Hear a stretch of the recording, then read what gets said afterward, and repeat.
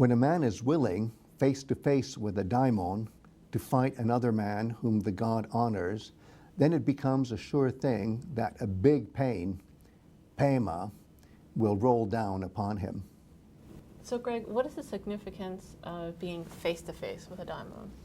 I think in this case, it's almost underlining the fact that sometimes when a warrior dies, it's not so much the god who is shown actually killing that person, even if the god is the primary antagonist, but it's some other warrior who is the agent of the god. And here, the way Menelaos is thinking to himself, he's thinking, well, I think I'm fighting with some other warrior, but there's a god backing up that warrior. So it's a more indirect way of thinking about God-hero antagonism, where he's foregrounding in his own thinking that actually it's man-to-man fighting, but the subtext is man-to-God fighting. And how about this idea of the big pain? And yes. You're highlighting that here. The rolling big pain.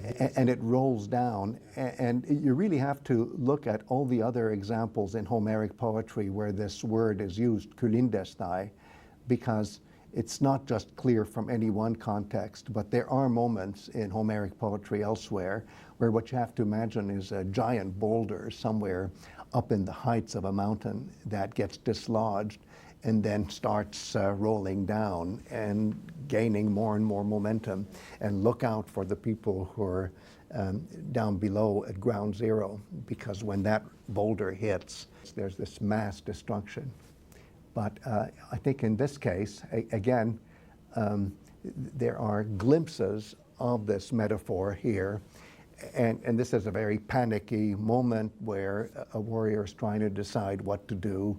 And meanwhile, the camera is rolling. The camera of Homeric poetry is rolling. And he's saying, how will I do the right thing? And will I be brave enough? Will I not be brave enough?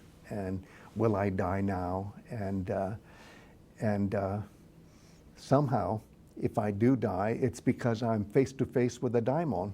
But that means I don't really know who the superhuman force is. That's why I'm using the word daimon. And here, I just got so excited I didn't even translate superhuman force.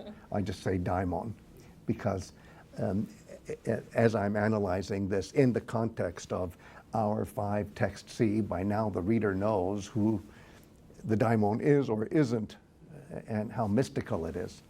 But what a wonderful expression, pros daimona, face to face with a daimon.